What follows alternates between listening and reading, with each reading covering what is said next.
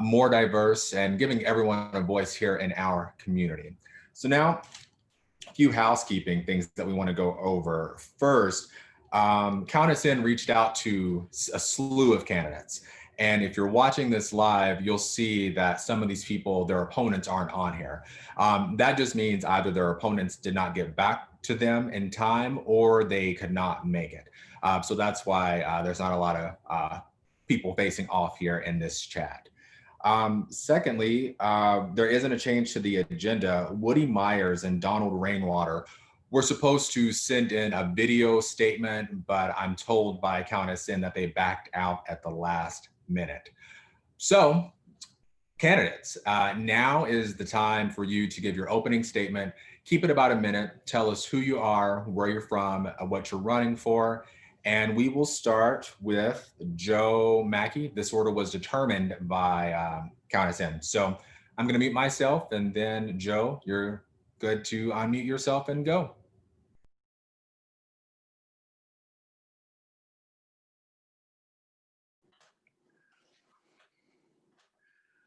Good afternoon, everyone. I'd like to thank Count Us In Indiana and Cornelius for the opportunity to speak. I'm Joe Mackey. I'm the congressional candidate running in Indiana's 4th Congressional District. I'm running on equitable education, healthcare, environmental reform, remediation, renewable energies, green technologies, and the promising jobs of the future. Thank you. Thank you, Joe. Up next, we'll have Kenneth Tucker.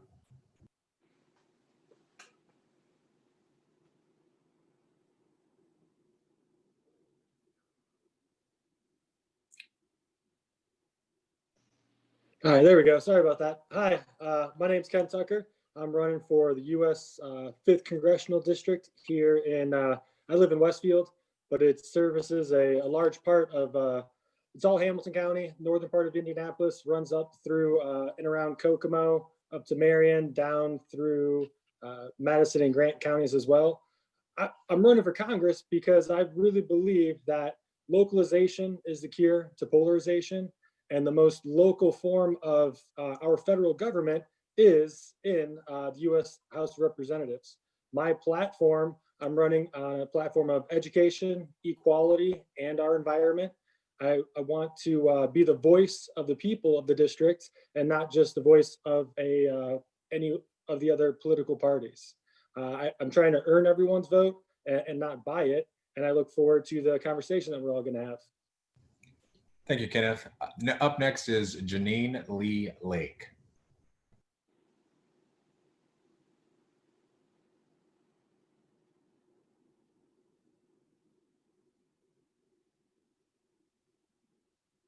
All right. Hey there, you everybody. Hope everybody's having a great day in this a beautiful fall day in the middle of October. I'm in the car. I just was able to meet with Lieutenant Governor candidate Linda Lawson in Connorsville and headed to Rushville to meet with Dr. Woody Myers here shortly.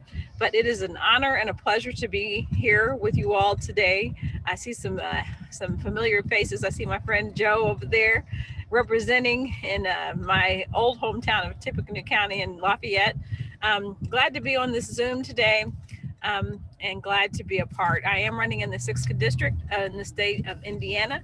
I'm running against Congressman Greg Pence, and I'm hoping to unseat him on November 3rd with a progressive platform. And we're looking at everything from healthcare to living wage to women's rights and that kind of thing. So thank you all for having me. Indiana 44 West East 3rd Street. Thanks so much, Jeannine. Up next, we'll have Susan Marie Smith.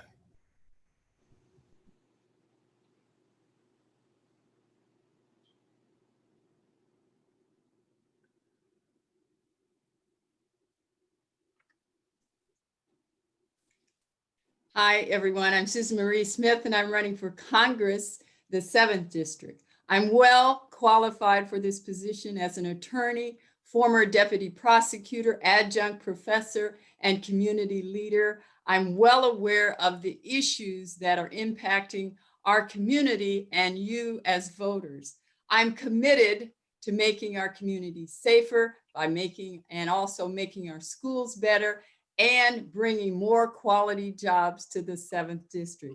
I've heard from thousands of you who are tired of not being listened to and of the serious lack of attention to our issues in Washington, D.C.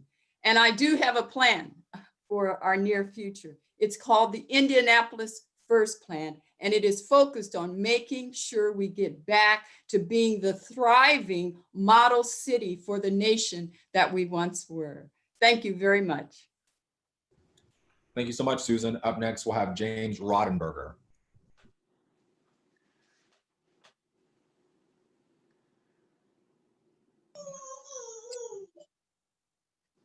There we go.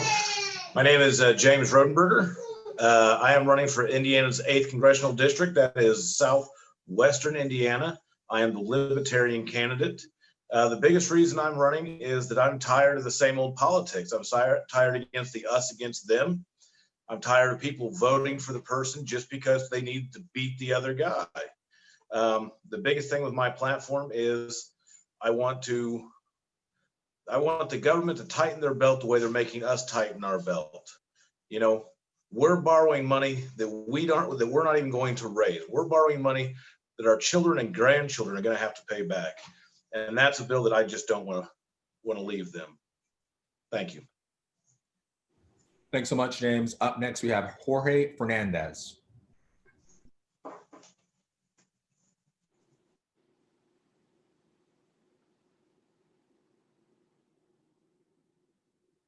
You got to unmute. Yeah, thank you. Hi, my name is Jorge Fernandez. I am running for State Representative District 50, which includes kind of the Waynedale part of Allen County. So part of Fort Wayne goes down into Huntington County, includes all of Huntington County and part of Western Wells County. And I'm running on a pro-public education, anti-corruption, pro-democracy, pro-criminal justice reform, pro-environment, and pro-worker safety platform. And I live in the Fort Wayne part of the district. That covers it. Thanks, Jorge. Up next, we'll have Emma Steele. Hi, my name is Emma Steele. I'm running for Indiana's House District 84, which encompasses the northeast corner of Fort Wayne. My platform has 5 main pillars: fully funded public education, accessible and affordable healthcare for all people, increased and strengthened workers' rights, including increasing the minimum wage, criminal justice reform, and climate action. Thanks so much, Emma. And last but not least, we'll have Melissa Fisher. Hi, my name is Melissa Fisher. I'm running for Allen County Council at Large in Allen County. I am running on the acronym MORE, mental health as a priority, opportunities for all, real world experience, and the energy to move us forward. My primary focus is mental health reform in the county and to look at the local budget to see where we can reallocate funds for mental health, and then also intentionality with diversity and people from different perspectives at the table. I believe we need all people of color. We need women that are at the table. And currently in Allen County, our county council is made up of 1 Black female and 6 white males. Thank you so much, Melissa. I saw Andre Carson just got here, so we'll let him introduce himself as well. Andre? Thank you. We're having some technical issues. My name is Andre Carson. I represent Indiana 7th Congressional District. My issues have and always will be healthcare reform, the economy, jobs, having equal pay, and also making sure we increase the minimum wage. As a former law enforcement, I'm deeply concerned about our national security and community safety, but I'm also very critical about the abuse of power, the encroachment of power as it relates to the police apparatus in Black and brown communities. So I'm honored to be here today. Thank you for the opportunity. Thanks so much, Andre. And I just saw Pablo Hurtado got in. We'll let him introduce himself next. Pablo? Mute. Hi, yeah, thank you for having me here. You know, I appreciate the forum. We just got back from we're knocking doors, canvassing, and I'm running for state representative in District 85. I want to make sure people have an elected official who's actually available for them. It's going to represent the community. This morning, I knocked on a few community members' doors who haven't had their doors knocked on in over a decade. So people deserve better. They deserve elected officials who are actually going to fight to represent them. I want to make sure we're supporting our educators, make sure we're bringing changes to the state house that's going to help all Hoosiers and not a select few. And I think together we can all do that. So thank you for having me here. Thank you all candidates for telling us a little bit about yourselves. Countess in Indiana has decided to focus on two big topics, healthcare and criminal justice reform. So we'll go through that same order again, starting with Joe. The first question is about healthcare. Pablo, do you mind to mute yourself? Let me mute you. Perfect. So the first question is healthcare. Countess in Indiana has written out this question, and it goes, if elected, how would you see your position supporting Indiana residents in regards to the current healthcare system and addressing COVID-19 concerns? And over the last day or so, our president has contracted COVID-19, and that's a really big deal. We haven't had anything as serious as this since the assassination attempt on Reagan, I believe, in '81. So in your answer, please talk about the president, and then also how, if elected, you will help Hoosiers in regards to healthcare and this pandemic. Joe, you're up first. Well, thank you. First off, we don't have a healthcare system in the United States. We have a healthcare market. Participation in that market hinges greatly upon income. So we need a single payer system. We need to make it both accessible and affordable. Of the 33 developed nations here in the world, the United States is the only nation that uses the words accessible and affordable in the same sentence as healthcare. I lost 2 children to cancer in a span of 30 months, my wife and I.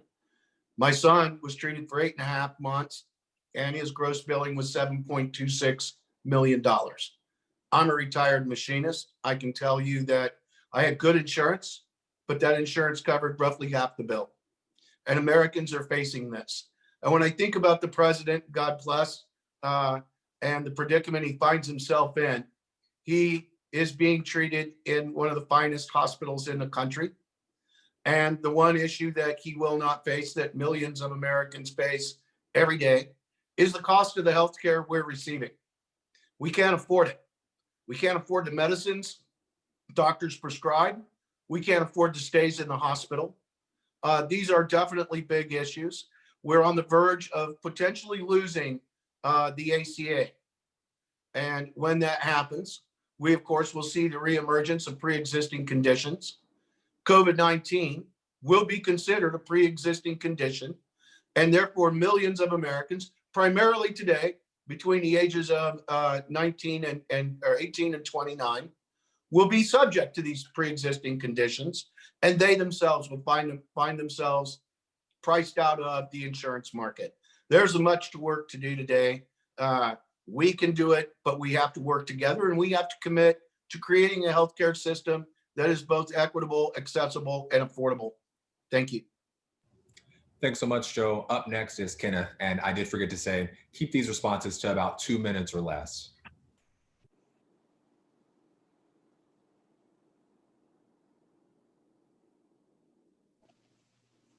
Yeah, I agree with what Joe just said. You know, we here in America, we don't necessarily have a healthcare system as much as we have a market. And I think that's a travesty because in our country, in America, healthcare is a right. It shouldn't just be a privilege. Now, I don't have the answers in terms of an overall fix to this, but I do believe there needs to be some type of public option. I believe everyone is going to and does use our healthcare system, and everyone should have access to it. As your representative, as the representative of the 5th district here, I would increase access. I would increase adequate accessibility to healthcare, and I would also try to decrease prices. I mean, the prices, as Joe was just saying, are astronomical. It's sad that many families in this nation have declared bankruptcy because we can't afford our healthcare, even if we don't have a traumatic injury. In terms of COVID-19 and the president, I think it's a travesty that anyone in this nation has contracted and died from this disease. There's tons of irony to be seen in what happened with the president, from his denial of this to kind of making fun of it, even on Monday night, poking fun at nominee Joe Biden for wearing a mask, and come to find out, maybe what Donald Trump was doing in terms of parading around, not wearing a mask, making fun of it more than addressing the problem. So as your representative, I would always make sure to respect and listen to my medical professionals that are around me. I'm not a doctor. I am an educated person, but the medical field isn't, my forte. So as the representative of the 5th, I would vow to listen to the medical professionals. And if Donald Trump does get elected, I'll be the first one to not allow or try to keep Mike Pence from doing anything with healthcare, because, I'm in Indiana, and that's a long story. So that's all I have to say. Thank you. Thanks, Ken. Up next is Jeannine. Okay, there it is, unmuted. I'm assuming that this is a question on healthcare. I didn't quite hear it. Like I told you all, I'm in the middle of going between Rush County and Fayette County. There's some corn on my right side, so I'm getting what I can get. But with regard to healthcare in America, yes, we are at a crucial time. It's just we're in a crisis in the middle of COVID. I had COVID. Several family members had COVID. I had, unfortunately, a couple of friends that had passed away from it. My favorite uncle right now is dealing with it. And each of us in our different families are at different places. I have had good health care, as an adult working and tied to an employment situation for the last 30 years. But then there's young people that have had it that don't have any health care at all.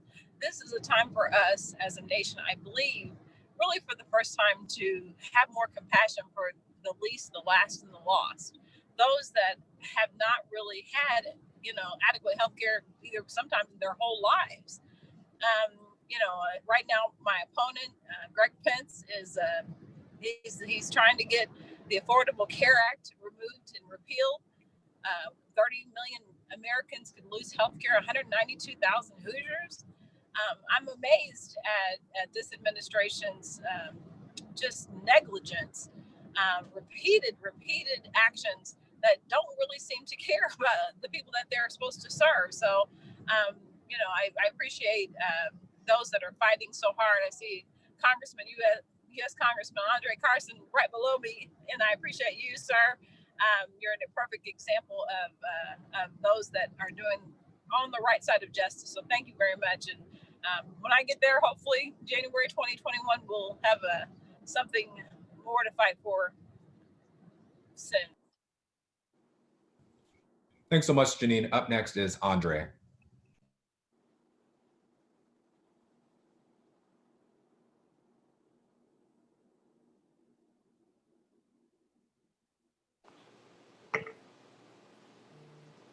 Okay, I wasn't allowed to unmute myself. Sorry about that.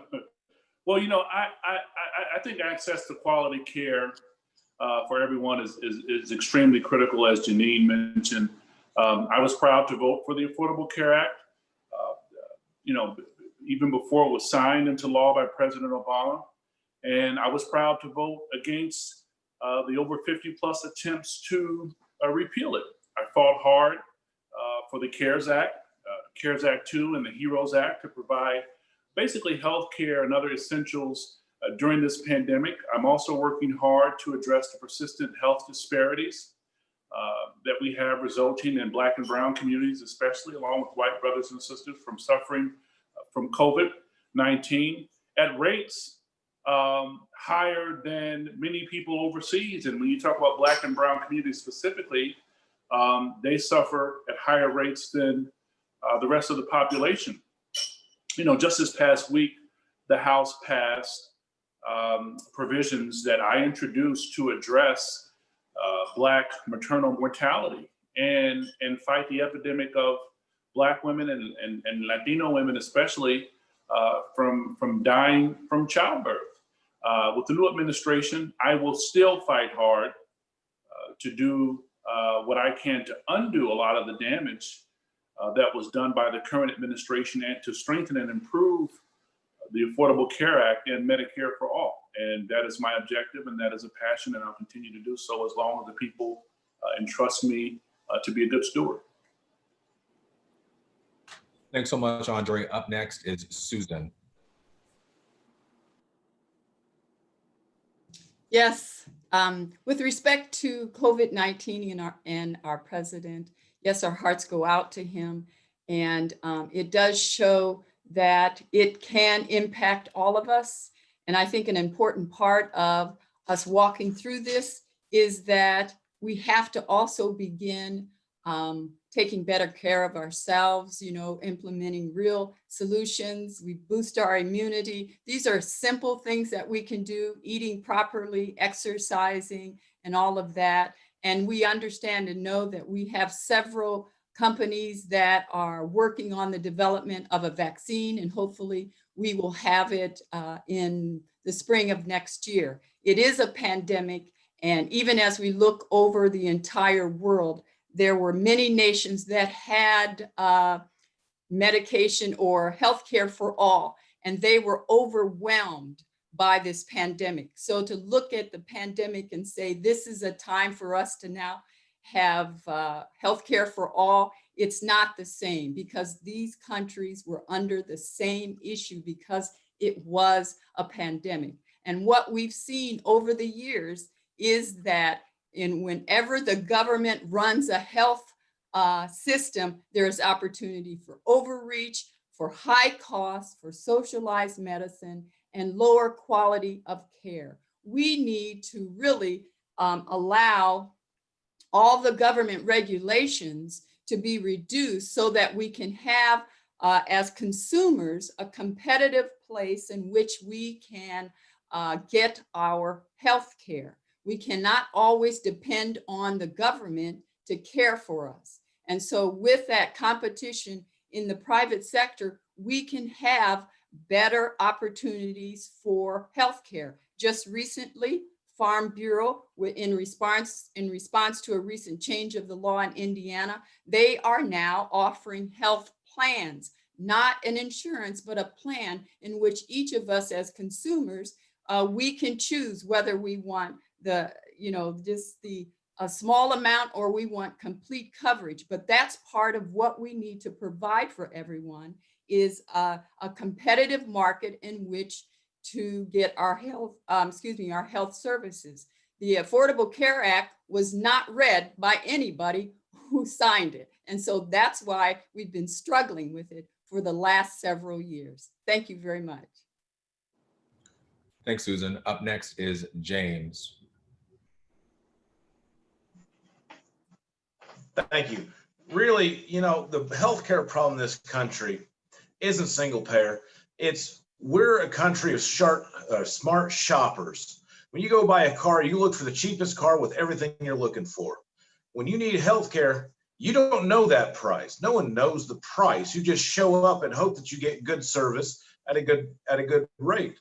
The hospital on the north side of town could charge $10,000 for a procedure, and the hospital on the south side of town might charge $1,500 for the same procedure. In my opinion, we need to do two things that will dramatically drop the cost of healthcare in that country, and that is everyone needs to put publicly what their prices are so that we as Americans can shop and find the healthcare that's right for us. Secondly, we need to quit all this buddy with the insurance companies. Let insurance be sold across state lines. You know why they don't sell insurance across state lines? Because the insurance companies don't want to compete with each other. They want to take your money and they want to take your money and they don't want to share that with competitors. So they've made these agreements and they push the legislators to make it to where they have these monopolies in certain areas. As far as it goes to Mr. Trump and his COVID situation, it's a terrible thing. I wish him the best. If he would have practiced what his own healthcare professionals would have said, then I don't think it would have happened. But he purposely refused and I just wish him the best. Thank you. Thank you, James. Up next is Jorge. Yes. So the state hasn't handled COVID right now. I thought in the beginning, we were probably around the middle of the pack in terms of response, but since then, the governor has been slow to release nursing home information to the public. There was a contract for the testing, free testing, state provided testing that went to the company of a major campaign donor that donated $50,000 to his campaign, if I'm not mistaken. We didn't have a contract tracing that was culturally responsive enough, making sure to reach out to different languages as much as possible. It's not evident that happened. There was non-essential businesses opening up so quickly was like a drain on PPE when teachers, essential workers have been struggling to get PPE, personal protective equipment. The governor failed to be transparent in CARES Act money, where it was going. Recently we found out that there's about 1.3 billion of that 2.4 billion left, which is a lot of money left when there's a lot of need for it in the state. We could have expanded Medicaid. Medicaid is set, as far as what it covers, but we could have had, had a public insurance option for our state through this crisis, at the very least. Unemployment aid has been slow. The governor, could have been extended the rent moratorium and added direct aid. I don't think, people should be getting rent for free, but we have all this funding, from the federal government. We should be helping people with evictions. Again, a lot of that money is still, on the table and unused. And, and given our track record with amassing a budget surplus, I don't have high hopes for, how that money will be used if we are not holding the governor accountable in the state legislature. So, and there is the Andrews water supply issue, which in my district, there's water contamination in Andrews, and it affects hygiene. If you're afraid to use the water because it has vinyl chloride in it, then that kind of affects your ability to wash your hands. Do the basics to keep from spreading the virus. So there's a lot of issues here. There's a lot of things we should be tackling at the state legislature level here in Indiana. Thanks so much, Jorge, for that. Up next, we'll have Emma.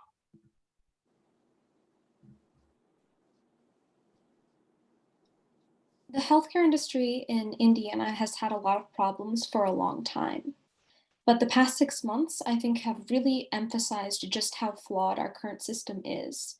We have folks that have lost their jobs as a result of COVID-19 and have therefore lost their health insurance, which means whatever health complications, if they contract COVID in these past few months or will contract it in the future, they've lost their healthcare coverage. And with healthcare prices being so high, it's unlikely that they would be able to afford treatment out of pocket, especially if they were to contract COVID and have a serious case that would require intubation, ventilators, all of that kind of stuff. So what we really need to be doing at the state legislative level is expanding the public health care option and making sure that anybody that wants public health care can access it. Currently, there is an income cap on the public option so that if you make more than a set amount, you're unable to opt into the public healthcare system, which means that if you were someone that was making $80,000 this past year and lost your health insurance because you lost your job due to COVID, you no longer have any option in the public healthcare market. You have to go back and either get a new job with insurance or you have to buy into the private insurance market out of pocket without employer paying part of your healthcare costs. So that is one of the biggest things we need to be doing as a state, just expanding the public option and ensuring that anyone that wants public health care can access it, especially during the pandemic. I think the infection of the president has really shown us that with all of the resources that they have at the White House, he still got COVID-19. This is a serious situation and no one is left untouched by it. So we need to ensure that every single person in Indiana can access healthcare at any point in time.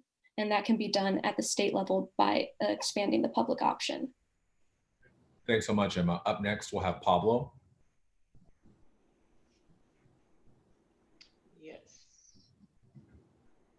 Yes, I agree with a lot of what everyone said. Myself, I support a Medicare for all option because I have worked in medical billing and I've seen people struggling.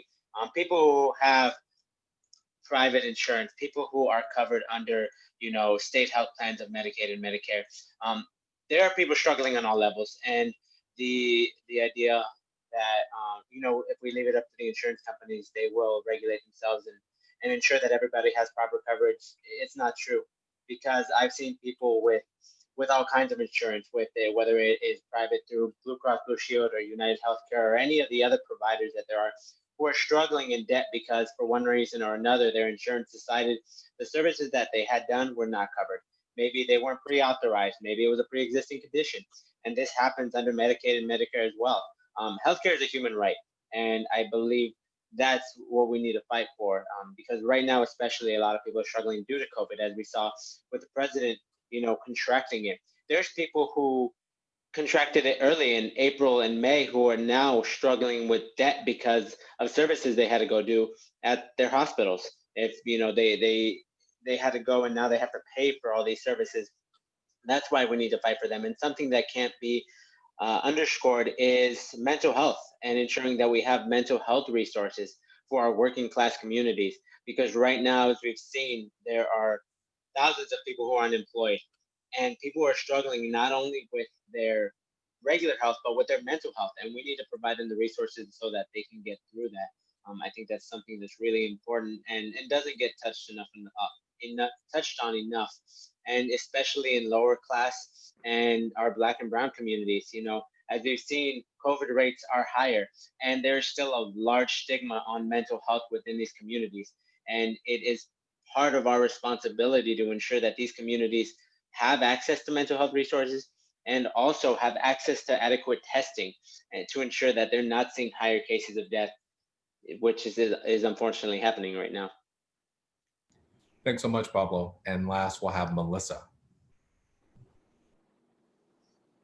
Thank you so much. I agree with most everything that has been stated so far, but also, since I'm running for a county seat, I won't really obviously have a direct decision in healthcare voting. But what I do know is we can look at, and that's one of my primary focuses, and what Pablo touched on it, is mental health. And I believe currently right now in our county, we are, and not only just in our county, in our state, in the country, mental health services are not covered by most insurances anyway. So not only do people don't have access to it due to that, I mean, for me personally, I have Obamacare. I own a business, and if if the Affordable Care Act was not in place, myself and my business owner, we would not be able to access healthcare, and we're business owners. And so not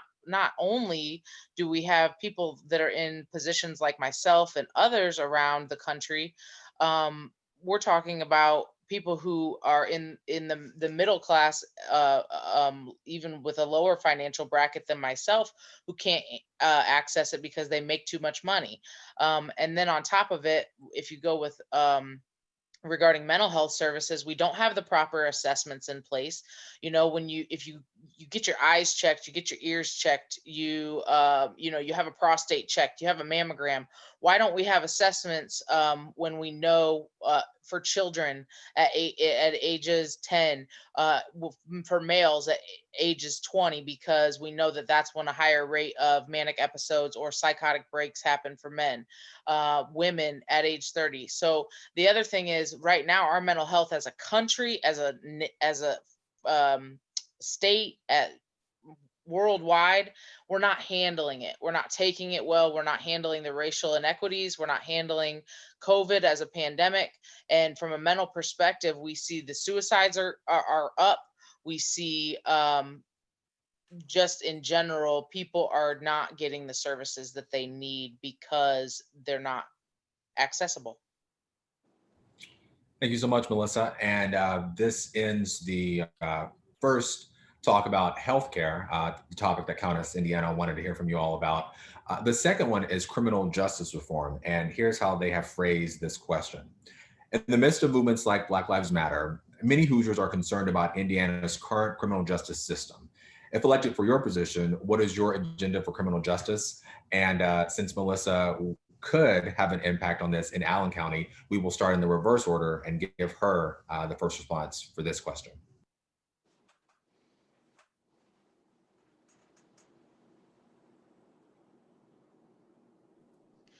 Thank you. So yes, I could definitely have an impact on this if I was voted in on Allen County Council. My focus, again, is reallocating funds and looking at the way currently in Allen County, our budget is 72% in the sheriff and in the jail. Over 50% of the people sitting in our jail are mentally ill. And so that is why both things we're looking for. I think we need body cams. I think we need transparency. I think we need more training. I think we need multicultural training. I think we need specific training. We need more people of color, more women on our police force in Allen County. We have people that drive in from outlying rural counties who are policing our Latino and Black communities. They don't know anything about them. They know nothing. They're not even from Fort Wayne. They don't live in the community, and they're coming in and driving an hour outside of Fort Wayne and policing this county. It's not good. We don't have, like I said, we don't have body cams. We don't have and the body cams aren't just for, in my opinion, the constituents or the people on the streets. They're to protect the police officers as well. And I think the worst term ever that this country could use is defund the police. It is, in my opinion, the worst term ever, because it does not state what we are looking at. We need reform, and we need reform to look at how we can become more inclusive, how we can work together, and how we don't have this stigma from a fear. We have people of color have a fear, an innate fear, and it's real because of what we're seeing across our country with racial inequities. Thank you, Melissa. Up next, we will have Pablo.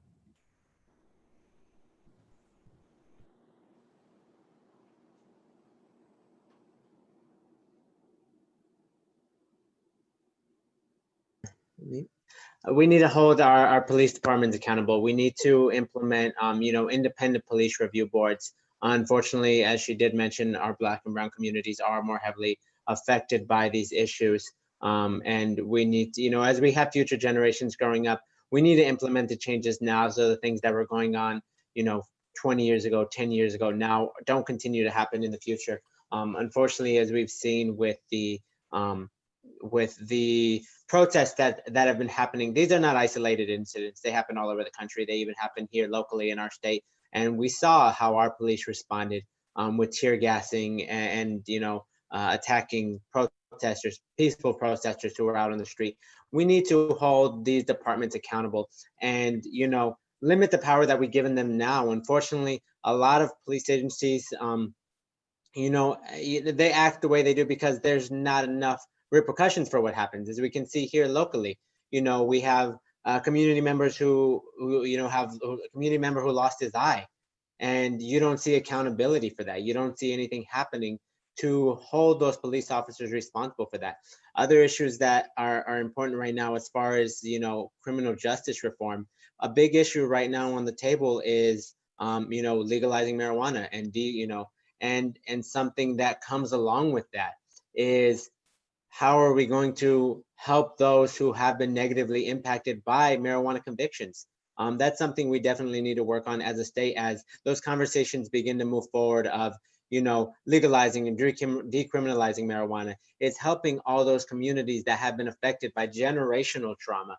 You know, these convictions that affect parents, they affect grandparents. And that's the reason we see people, they are limited into where they can grow as individuals and what jobs they can get and how they can move forward and grow their families, because of these convictions that, you know, they damage generations. And these people deserve to, you know, have these convictions expunged and to have resources provided to them so that they can grow as community members. With the discussion of decriminalizing marijuana, if that's not something that's being discussed along with that, then we're not doing what we should be doing for our community. So I think those are conversations that need to be had as we move forward as a state. Thank you, Pablo. Up next, we'll have Emma go. Criminal justice reform is one of the main pillars of my platform, and so I do have a lot of thoughts on this. And I think one of the big things that we need to note is that effective criminal justice reform has to happen on all levels: municipal, statewide, countywide, nationwide. It's going to have to be on all levels if we're going to have effective criminal justice reform. One of the things that we could be doing at the state level, which is, I'm in a state legislative race, is look at the role of for-profit prisons in our current criminal justice system. So what we need to look at is removing the profit motivation from our criminal justice system. If we have for-profit prisons, the priority that comes out of that system is not rehabilitating folks. It's not making sure that we have people going back out into the community and never entering the criminal justice system again. It's not healing. It's not even real justice. The motivation becomes profit. And so what that means is that we have mandatory minimum sentencing that isn't necessarily fair or effective in terms of achieving justice. It's just there to make sure that we have folks in prison for a guaranteed amount of time to profit off of them. There is a reason we have such a high rate of people falling back into our prison system after being released. It's because our motivation, our top priority, is not rehabilitation. It's not finding the root of the problem and solving it. It's making money off of folks by jailing them. And so we need to remove for-profit private prisons from our criminal justice system altogether so that we can ensure that our justice system is geared toward real justice and real healing for our communities. If you have someone that is being jailed on a drug charge, detention is not going to solve that issue. That is a person that needs rehabilitation. That is a person that may need mental health services, and that's not the priority in a for-profit prison system. So that is one thing we need to eliminate at the statewide level. Thank you, Emma. Up next, we'll have Jorge go. Yeah, I think Emma laid it out, perfectly. I think first two things would be banning for-profit prisons. I think that's clear. The for-profit prison companies have corrupted our state legislative priorities and our policy making at the state level, and it just doesn't make sense that we keep allowing it in the state. And treatment versus incarceration. We have to treat nonviolent drug offenders as a mental health issue and stop criminalizing it. And I also think that a part of that is recognizing that the marijuana laws as they've been used have had a disproportionate impact on people of color.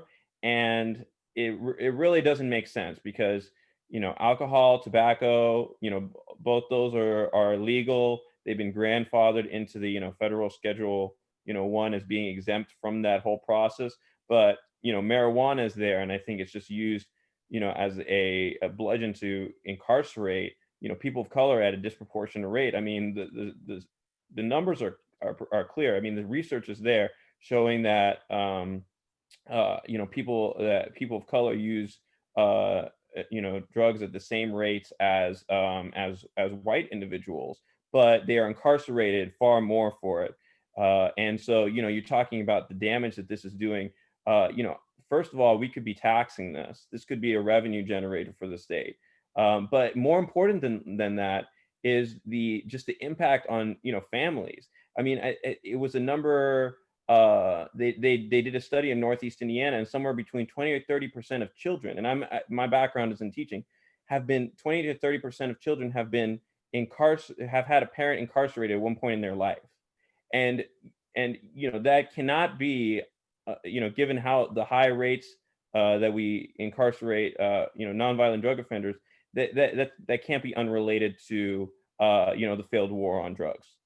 And so we have them being arrested at higher rates, and then we have them being convicted for maybe entering plea deals, sentenced on average for longer rates. And we've got to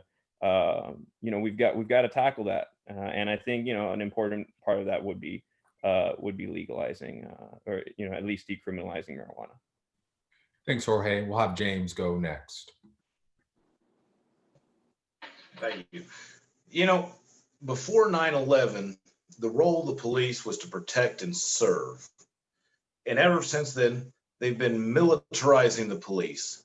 They've been getting money and grants because they are the supposed first line against terrorism. But how much terrorism has the local police force really fought? Really nothing. You're talking about police force now have armored vehicles. Some are getting tanks. They're getting scuba gear, all sorts of equipment that's completely unnecessary. And the biggest thing is we need to focus more on the police being a force to protect and to serve. They think they're protecting, but they're no longer serving. They're not serving the communities. They're not serving the people that they're supposed to be protecting. So we need to just make that a separate entity. There needs to be the police force, not a military force. If we want someone to fight terrorism, we have someone to fight terrorism. It's the U.S. military. I think we also need to reform marijuana laws. It's a tragedy how many people have a criminal record. They can't get a job. They can't go to school. They can't do anything. Why? Because they were 17 years old and got pulled over with a bag of weed. And then the rest of their life, they're being punished. They can't get a good job. They can't get a mortgage. Just the whole thing is slighted against people who, in some cases, just made a minor mistake. But really, they're just exercising their own personal freedom, their own personal choices. We really need to decriminalize a lot of our drug charges as well. More and more we're seeing, especially with the opioid crisis, it's not being considered so much a crime anymore as it's a health situation. And people cannot get the help they need if they're criminals.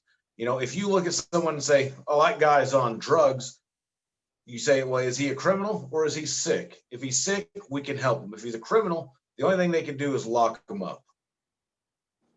Thank you. Thanks, James. Up next, we'll have Susan.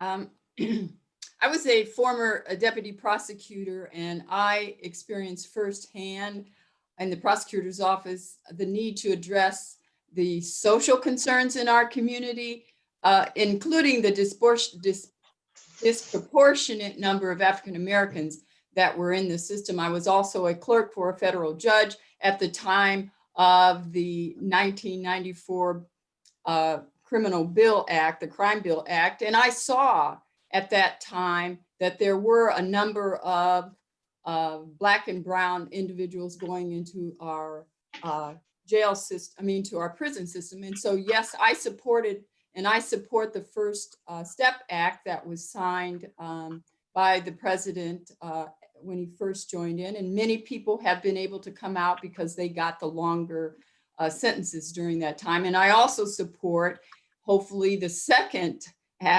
step act that will come out that will address many that are incarcerated for non-violent offenses, dealing with some of the fines and that they're being held on. So that's very important. But one of the things that I saw as a prosecutor was that many of the issues that brought the young people into the system was the social issues at home. And so that's where I believe we need to start. The brokenness of the home and the fact that we have so many in the Black and brown community where there is not a father in the home. So that has caused so many of our young people to go into the street to, I guess, with one another to show who what their strength is.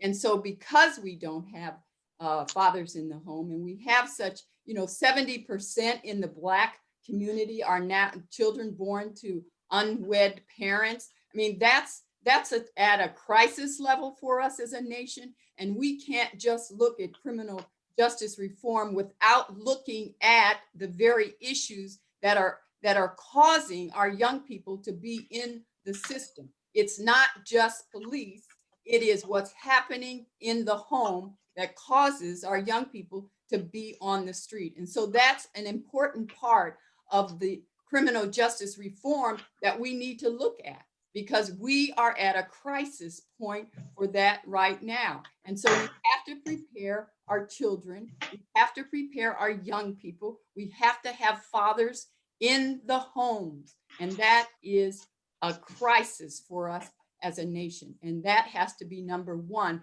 And that will take care of much of what we're seeing. And as a prosecutor, marijuana was a gateway drug. So I am one who will never, support that. I saw it more than once. Young people coming in, the next time I saw them, they were on another drug. So that's something that, it's something everyone's talking about. But if you've been in the system and you see it again and again, it's not something that we want to support. Thank you so much. Thanks for that, Susan. Up next, we'll have Andrea.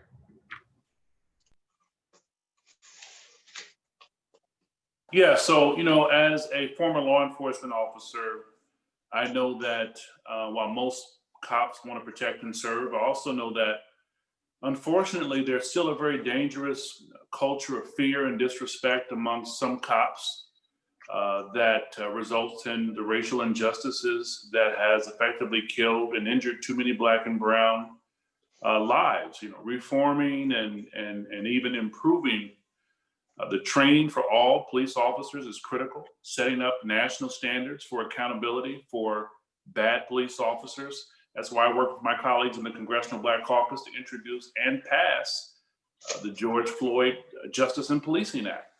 It includes my recommendation for body cams, dash cams. It ends no-knock warrants. It ends qualified immunity. It ends racial profiling. It bans chokeholds and much more. The House passed the bill in June, but it's still being blocked by our Republican colleagues on the Senate side. And so we're urging them to pass this bill now. I'm working with my colleagues to do much more. I've been on both sides of this. I worked for the Indiana State Excise Police. I was a special deputy with the Marion County Sheriff's Department, and I worked at the Indiana Department of Homeland Security and Counterterrorism. But also at the age of 17, I was arrested outside of a mosque. I was not only racially profiled, but I was religiously profiled. So it gave me a lens, not only that experience, but I've even been stopped as a member of Congress. And it's something that I'm used to being an African-American male. But I can also remember being in the line of danger, working undercover, and working all over the state. And when I hear Allen County, I have fond memories. There was this place, I don't know if it's still there, called Pierre's. It was like 5 clubs in one. Used to hang out at Pierre's. It was pretty lit back then.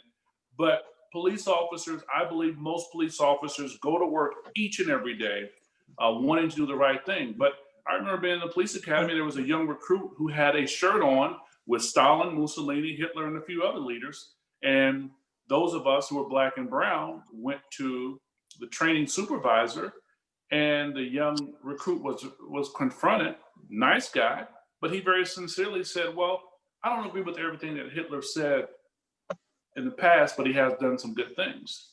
And I also experienced in the police academy, that was the first time that a lot of recruits had even interacted with an African-American person. Their only reference point had been on television. And so we have to have ways in which we can bring the activist community together.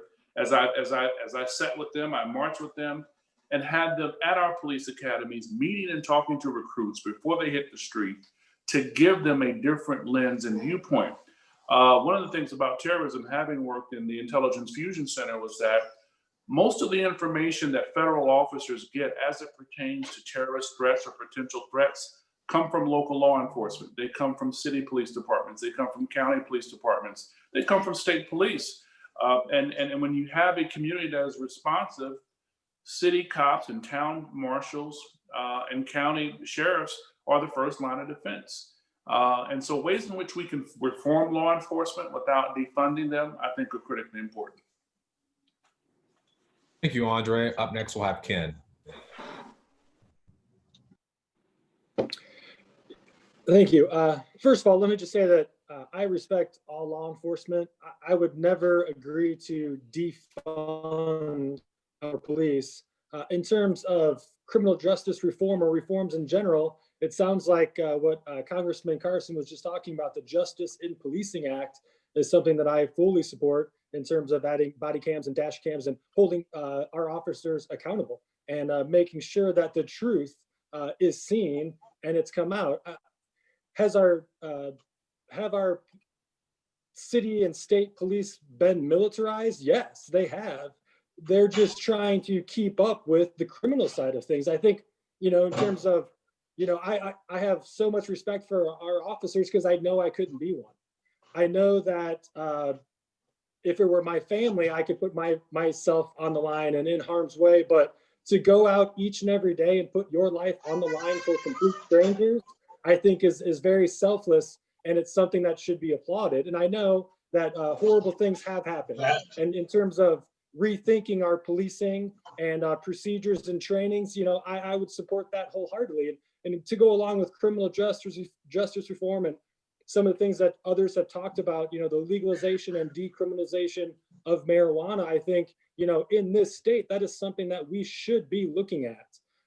If you look at surrounding states, they've already gone that route, and I think it could do a lot more help than it can do harm. I think the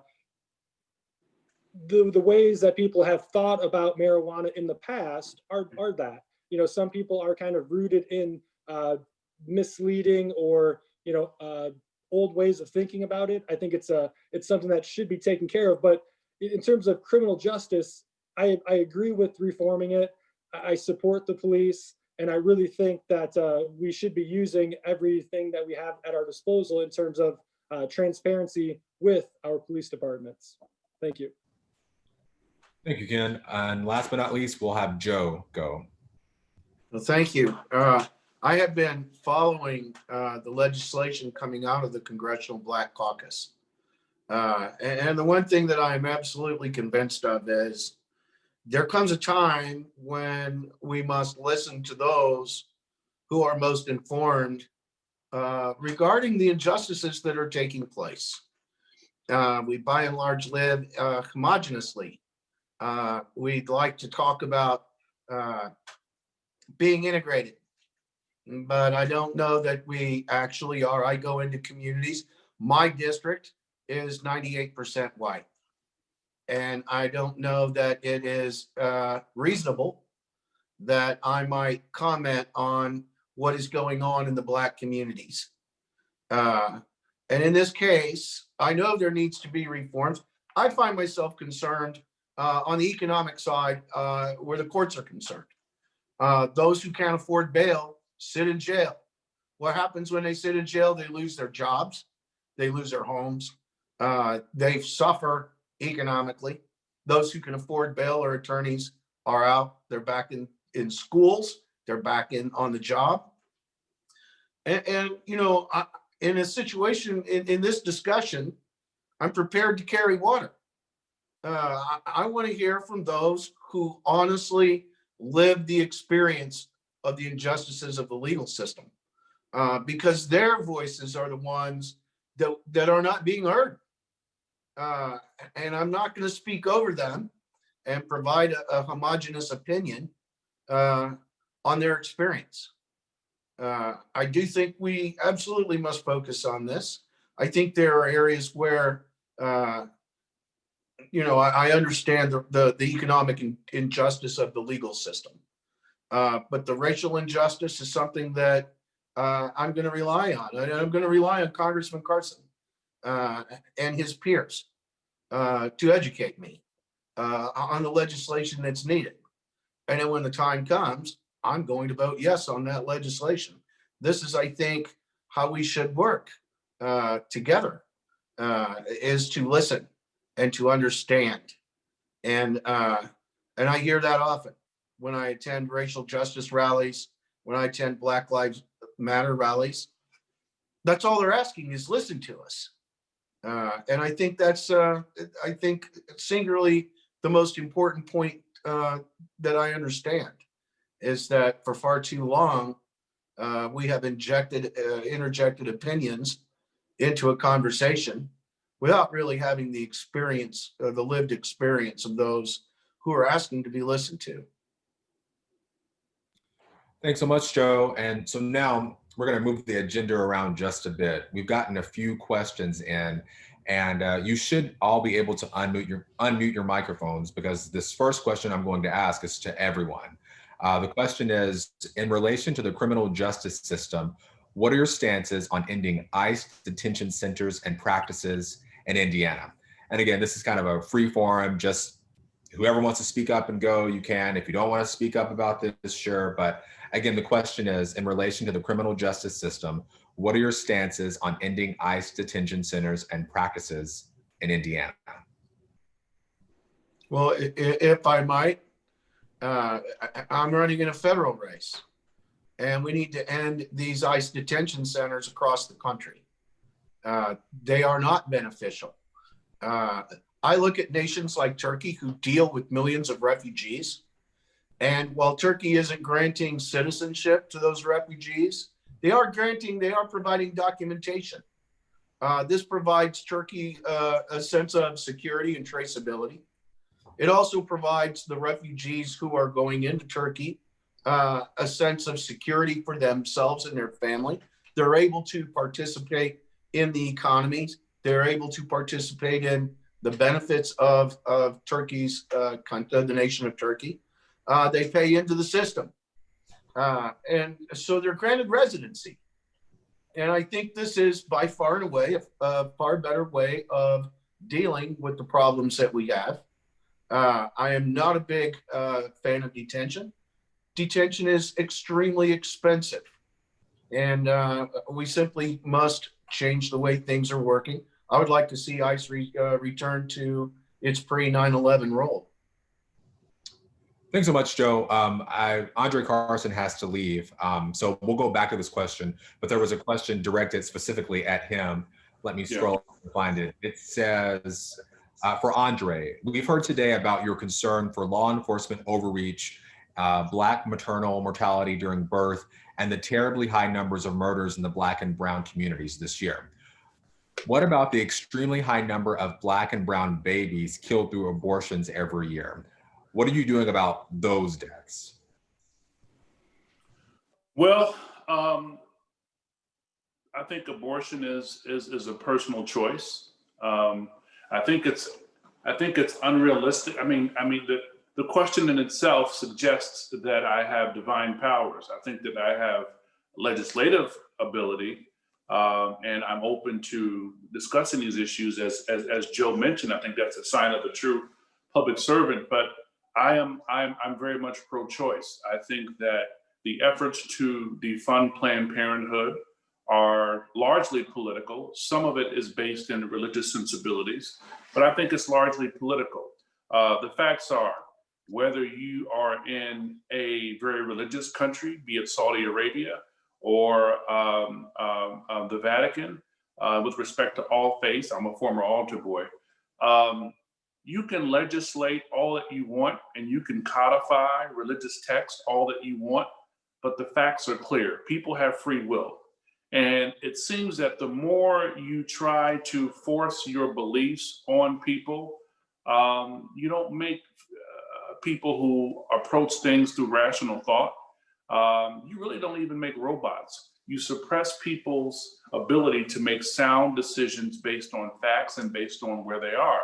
If there is an argument against abortion, I think that people should be presented with the argument and they should be allowed to make the decision on their own.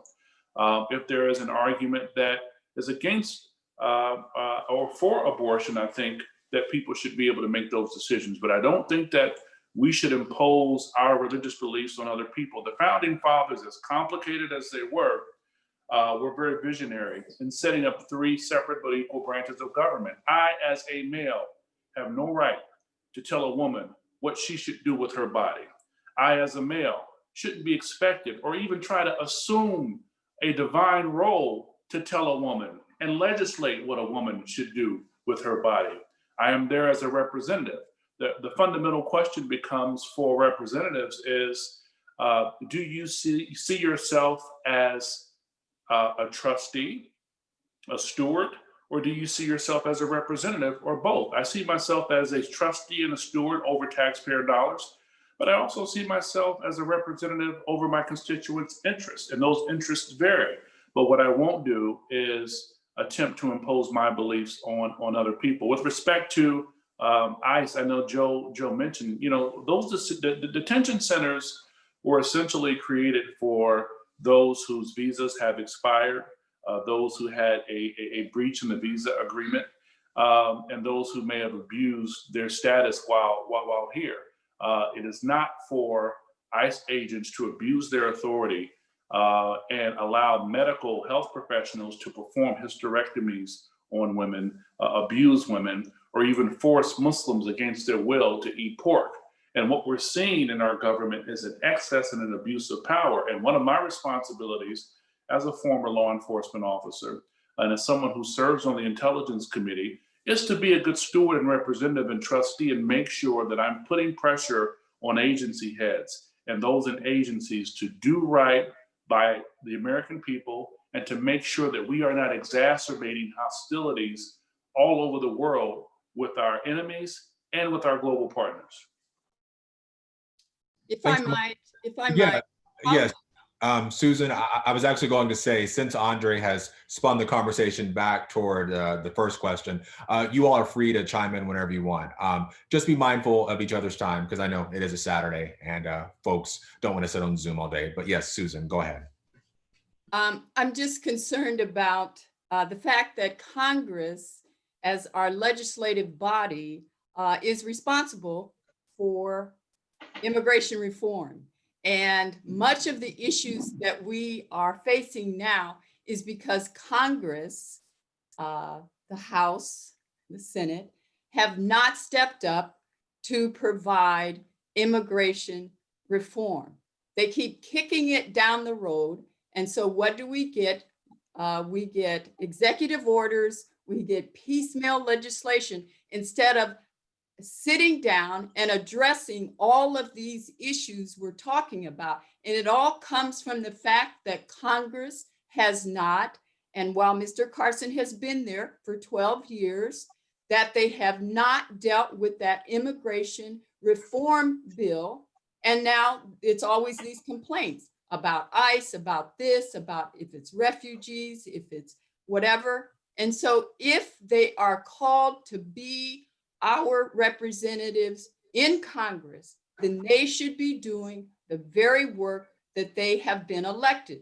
And that is the issue with immigration. So that's why we're picking this, that, do the work and allow us to have it pass, and then we'll know how to move forward. Well, I have to rebut it respectfully to Madam Smith's Andre, point. one second. The Andre. Trump administration has pushed back. Andre, I've muted you. Just a second. Andre and Susan are the only 2 candidates here that are actually going against each other. This is why we're going to allow them to talk this out. But after this response, we're going to let other people talk about this topic. Go ahead, Andre. Thank you. And I want to respect everyone's time. It is a Saturday. You're so right. Congress has repeatedly introduced immigration reform legislation. The Trump administration and Mitch McConnell have continually shut it down. It has sat on Mitch McConnell's desk for months. Also, we fought to repeal Donald Trump's Muslim ban, which bars folks from other countries from coming to our country, and the fact that we're losing ingenuity each and every day, and we're seeing more acts of discrimination each and every day. There's a Trump administration who has failed, and a Senate leadership under Mitch McConnell who have failed. We continually do our jobs. They have not. And on that, thank you all. God bless. Good to see you. Have a great Saturday. Thank you, Cornelius. Great job. Thank you, Andre. Andre and of course Susan, I don't know if they have any plans to meet up with each other and host some sort of forum, but of course they are competing against each other. So now I'm sure Susan wants to say more, but we're going to let the other folks talk about that original question in regards to ICE detention centers here in Indiana. So I know Joe's went. If you want to chime in, you should be able to unmute yourself now. Yeah, I wanted to speak and speak on that because that's a big issue locally. People think that it's just something that's affecting people at the border. This is an issue that touches all parts of the country. Particularly here in our city, we have 23 different Latin nations represented. We have a large immigrant community, and we need to show people that, you know, we don't stand behind some, you know, the tactics and the actions taken by ICE.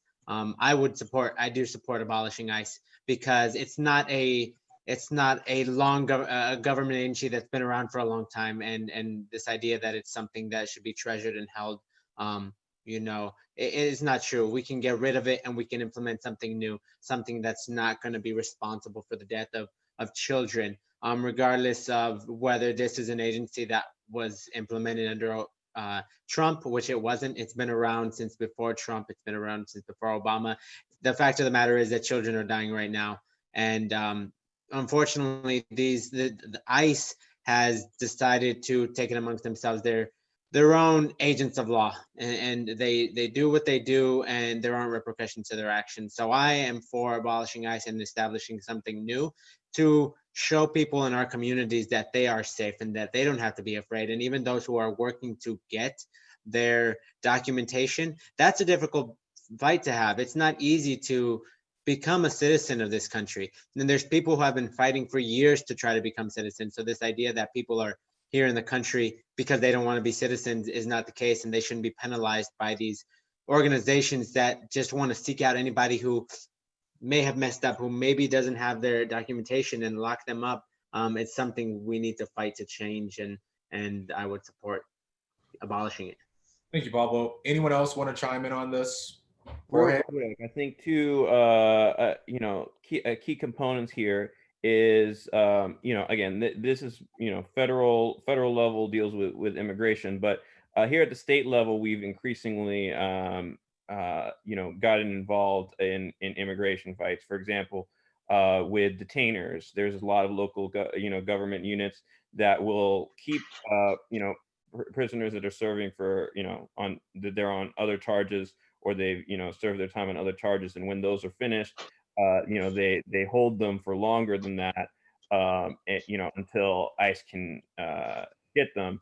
And the Southern District, from what I understand, the Southern District of Indiana has ruled that unconstitutional. But from what I hear, that is still occurring in the state. So we need to stop unconstitutional ICE detainers. We also, the ban on for-profit prisons. Most of these immigration, you know, most of the people being held in immigration centers, these immigration centers are mostly for-profit companies. And these are the same companies that are putting lots of money into, you know, federal candidates. They're raising funds with the, you know, the current president and Mar-a-Lago, you know, putting on these big fundraisers. And so there's a big conflict of interest. It's follow the money, you know, to a large extent on that. And so if we do what we can at the state level to ban for-profit prisons, we can, you know, work to stop, you know, prisoners being used as just a revenue source for a Wall Street company. I mean, that's ridiculous. So those are some things we can do. Some things in post 2010, the state legislature put a bill that banned public aid to undocumented individuals. There's students that were brought into this country that have uncertain status, and they can't get higher education tuition paid for since that law earlier this decade. That there's a lot of things that they can't get that support, even though this is the country that they have mostly known. They have not known whatever country they're coming from, whether it's Mexico, whether it's Guatemala, somewhere, regardless of where it is. This is a lot of them have spent, you have children that have spent a lot of their lives here, and they cannot get public aid because of our state policy. So we need to look at that. We need to make sure that we are make it that the investments that we make K-12. We provide, my background's in teaching. The Supreme Court has ruled, that people, even undocumented individuals in this country, have a right to a public education up to grade 12. But that, that doesn't apply. There's no rules as far as after that. We're making these investments in these children. We should follow through. These are going to be, this is the future right here. Regardless of what background they come from, how they got here. This is the future, and so we should invest in that and take care of it. Thank you for that, Jorge. Someone else want to chime in? Because I do have a few other questions that I'd like to get to, but I want to give anyone the chance to speak on this topic. The original question was ICE detention centers. What do you plan to do about them if you're elected, the centers here in Indiana? I personally would really like to see most detention centers close. We're using these as warehouses for people that, quite frankly, don't deserve to be there.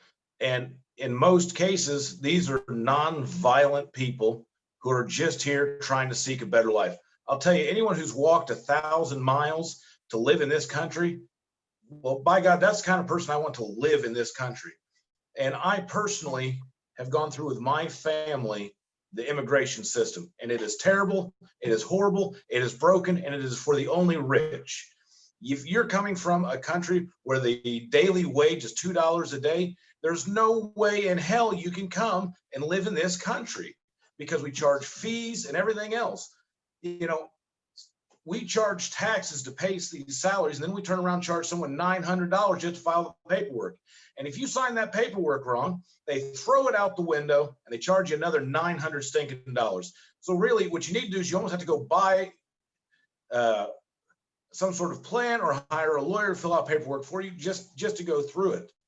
And I'm getting slightly off topic, and I apologize, but as it comes to these detention centers, the only people that should be in those are those that are immediately leaving the country or those who pose a danger to the citizens of this country. Thank you. Thanks so much, James. Anyone else? Emma, I see you're unmuted. Yeah, I just would like to touch back on what Jorge was talking about. There is a limited role as a state legislative official in terms of what can be done on immigration and all of that stuff. But one thing that I think we could do is work on banning for-profit prisons in Indiana so that we can make Indiana a more welcoming place for these folks. Anyone else want to chime in on this topic before I ask the next question? Okay, so we have a question specifically for Melissa Fisher, who's running for the Allen County Council. That question is, one second, here it is. I believe Melissa said she does not believe in the term defunding police, and that's where this question came from.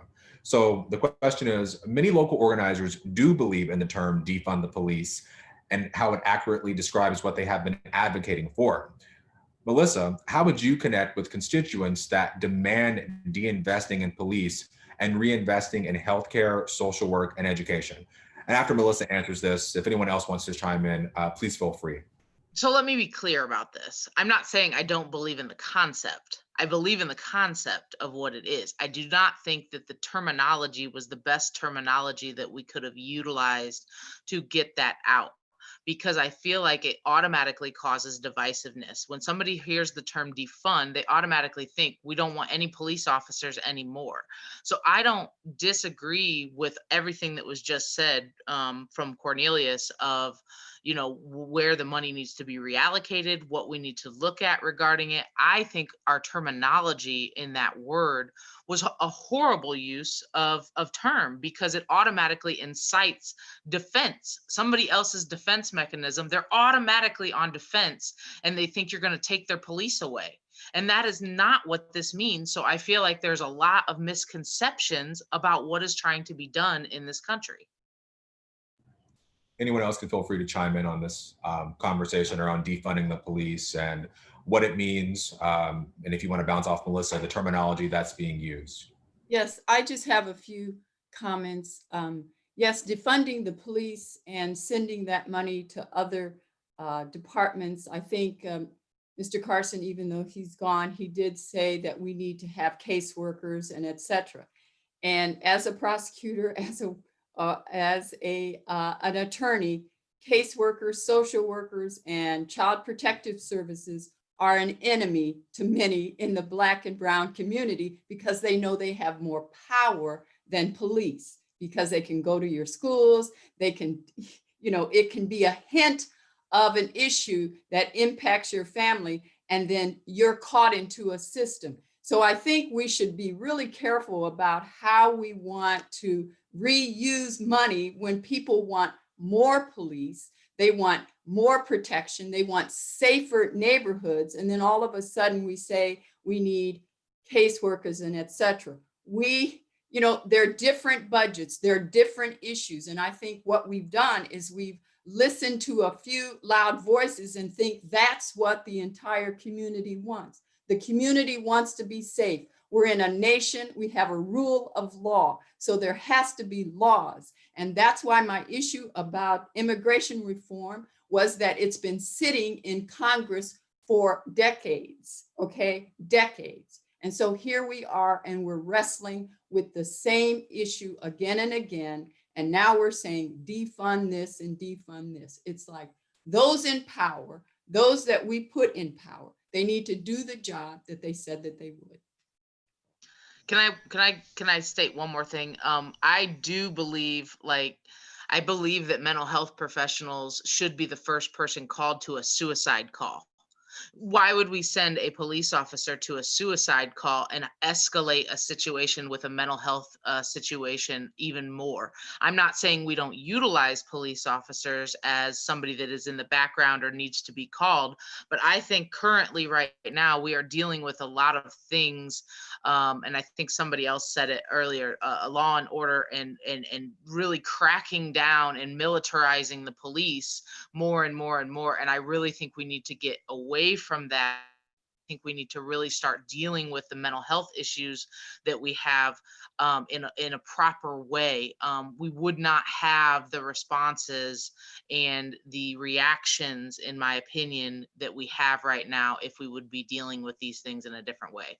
That was the last thing I wanted to say in response to that. Thank you. Anyone else want to chime in on this particular question or this topic?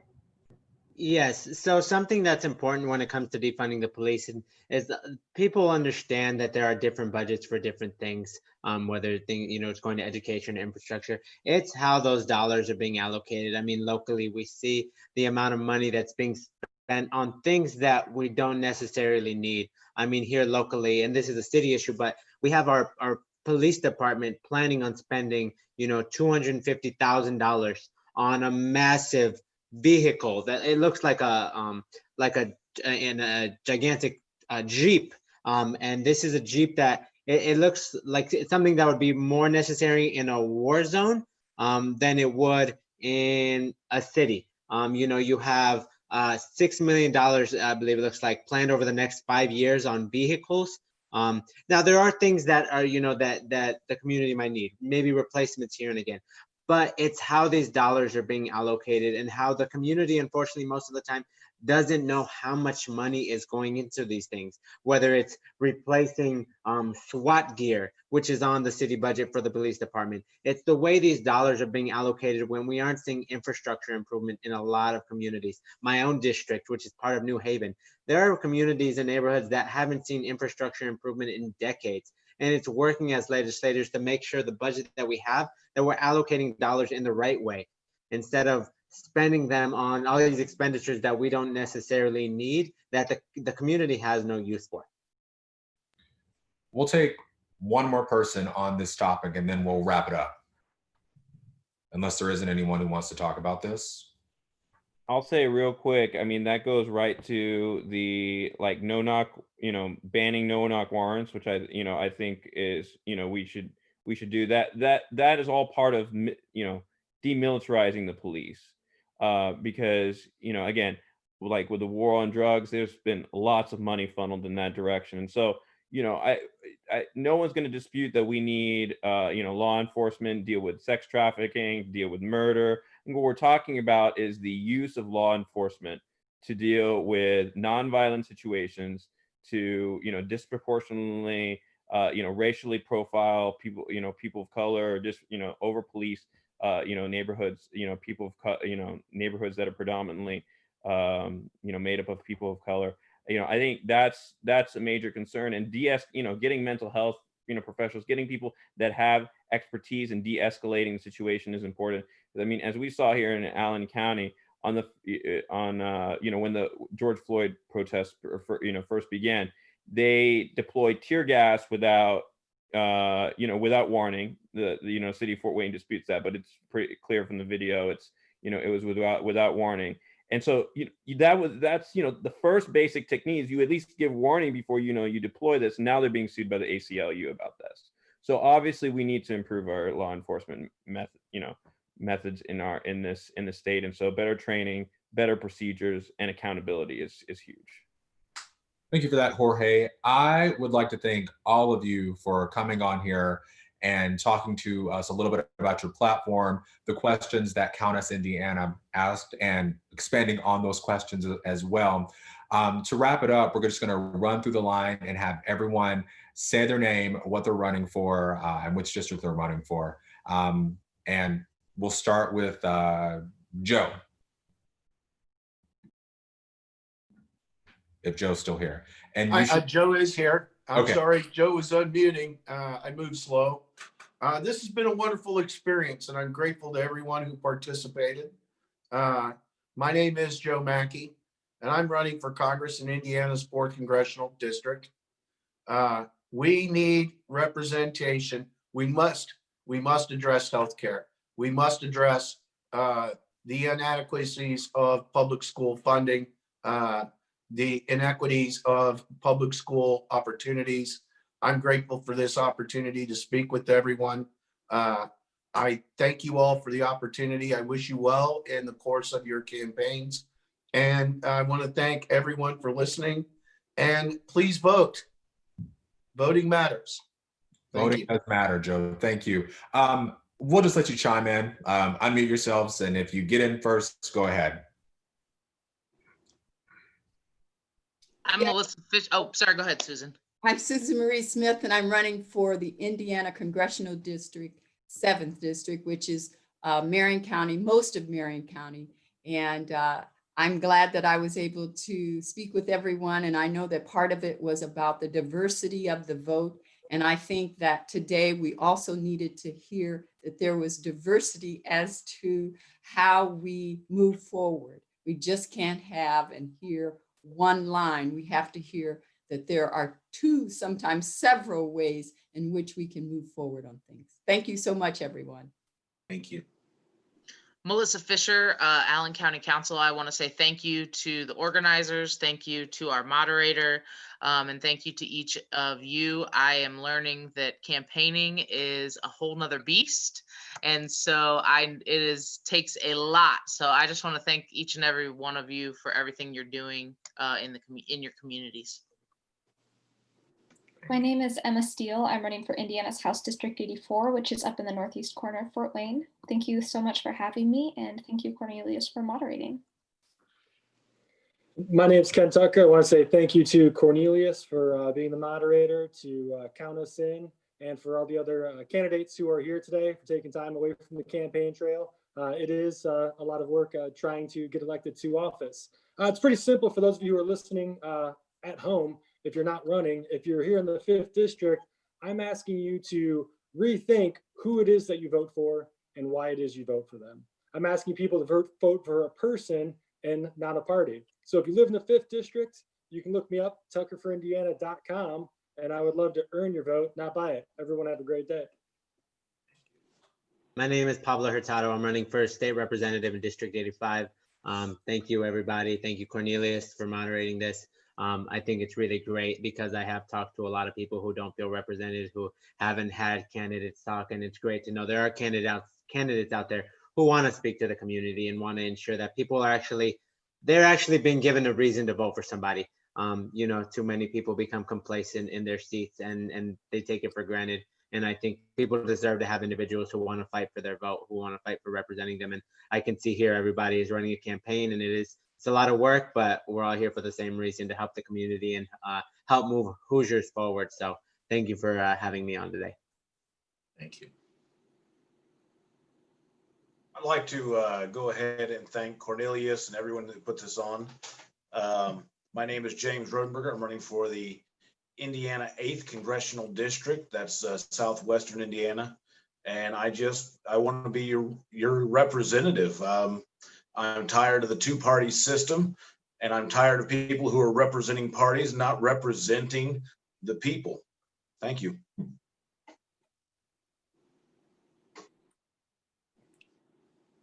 Is that everyone? I think we Yeah, real quick. Okay. So my name is Jorge Fernandez, running for State Representative District 50, and I'm so like to thank Cornelius for this opportunity. This is great, where we can get people from diverse backgrounds, and also encourage voters from diverse backgrounds to participate in the electoral process. Registration deadline's coming up here quick, and make sure check your voter registration. Make sure you're ready to be registered. It's very important, or ready to vote. It's important that voters are informed, and that we have people voting from different backgrounds, because if not, the elected officials, too often they will not prioritize the voices of and what constituents from many different backgrounds are trying to tell them, and what they want from their government. And so it's important for all of us to participate, and I thank you very much for this opportunity. And again, thank you all for coming on here and giving us a little bit about telling us a little bit about your platform. I know several people thanked me. No thanks to me. I was doing this because Jalen and all the folks at Countess Indiana, they're doing incredible work for our community, really trying to get information out there for people to vote. So I was happy to do this. Again, Jorge mentioned the deadline to register to vote is October 5th. There are lots of community organizations just like Countess In, who, if you message them on social media, they will direct you to the places where you need to be to get registered to vote. Again, that deadline is October 5th. And I don't believe there's anything else. So thank you all for joining us live if you're watching on YouTube. This video is going to be made available right after the live ends. And yeah, this has been great, and good luck to all the candidates for the rest of this campaign season. Have a good day. Thank you. Thank you, Jalen. Bye. Yeah.